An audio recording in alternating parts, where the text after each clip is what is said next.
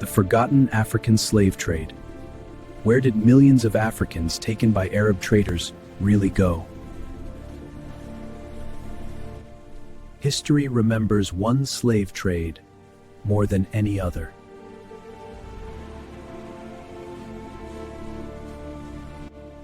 Chains,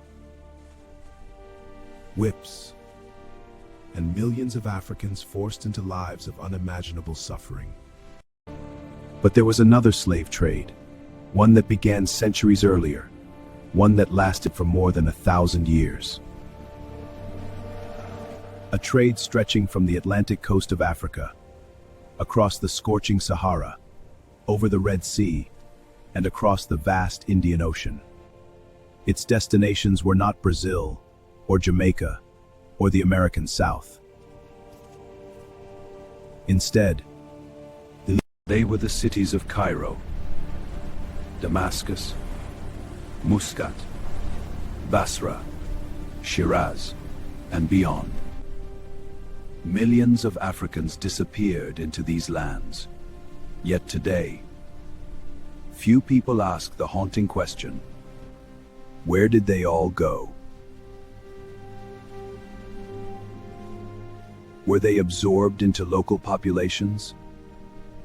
Why are there comparatively fewer visibly African-descended communities in some parts of the Middle East than in the Americas?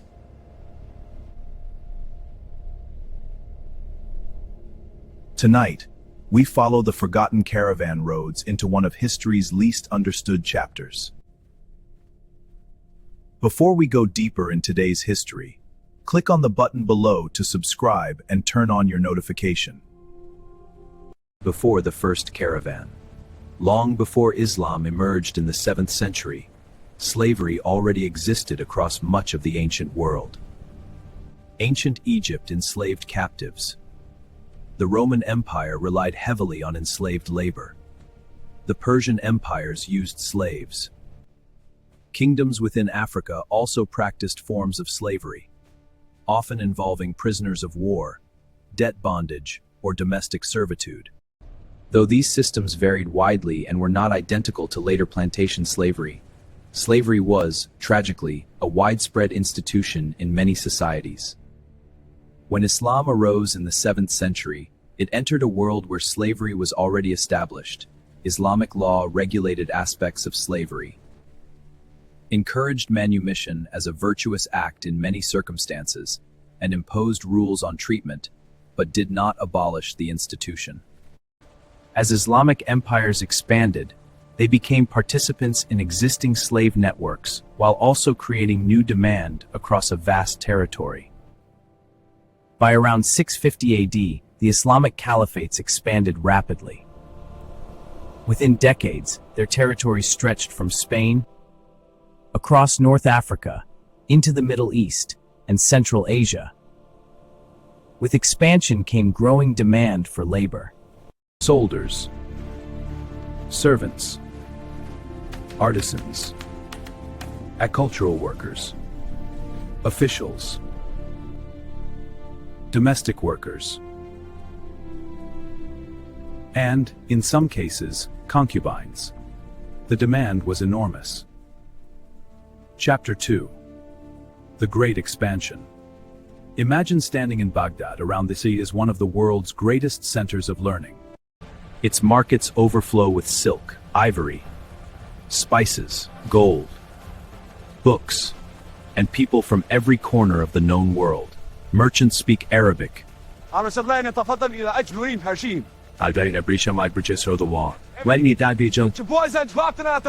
and many can the African languages. Among the goods traded, alongside commodities that powered medieval economies, were enslaved human beings. The trade reached into Europe, Central Asia, the Caucasus, and Africa. Africans were one important source, but not the only one. The Islamic world became linked by thousands of miles of trade routes. The slave trade became woven into this vast commercial network. Unlike the Atlantic trade that later concentrated heavily on plantation agriculture in the Americas. Enslaved people in different Islamic societies performed a wide variety of roles that differed by region and period. Some served in households, some worked in agriculture, some became soldiers, some gained freedom and rose to positions of influence. Others endured harsh exploitation and violence. Their experiences were far from uniform. Chapter 3. The roads across the Sahara.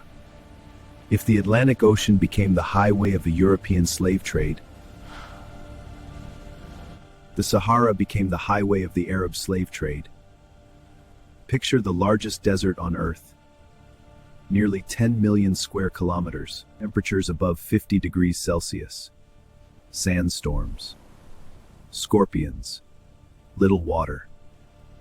Yet every year, caravans cross this immense landscape. Some stretched for kilometers. Thousands of camels, hundreds of merchants, guides who knew the stars, guards protecting valuable cargo, and among that cargo, enslaved human beings. The journey itself was often deadly. Historical accounts describe thirst, exhaustion, disease, and exposure. Exact mortality rates are difficult to establish and varied by route and period, but the crossing was widely regarded as of the most dangerous in the medieval world. The major departure points lay south of the Sahara.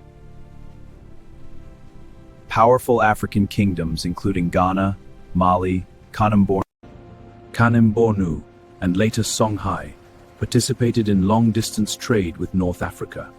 Enslaved people could be obtained through warfare, raid, though practices differed over time and place. Gold moved north, salt moved south, ivory traveled. Textiles, horses, and enslaved people. North African merchants then transported captives across the desert to cities such as Cairo, Tunis, Tripoli, and Fez, where some were sold onward in wider regional networks. The human cost. Imagine walking bars, but for months, bound together under a relentless sun. Each step uncertain. Many who began the journey never reached its end. Those who survived entered markets where families could be separated forever. Names changed, languages disappeared, religions shifted. Children grew up speaking Arabic, Persian, or other local languages rather than the languages of their ancestors. Over generations, many descendants became integrated into the societies where they lived, making the historical trail harder to trace. The Sahara was only one route. Far to the east, another network reached deep into the African continent. Ships waited along the coast. The monsoon winds were changing. Their destination, the Arabian Peninsula, Persia, India, and beyond. The Indian Ocean was about to become one of history's busiest slave routes.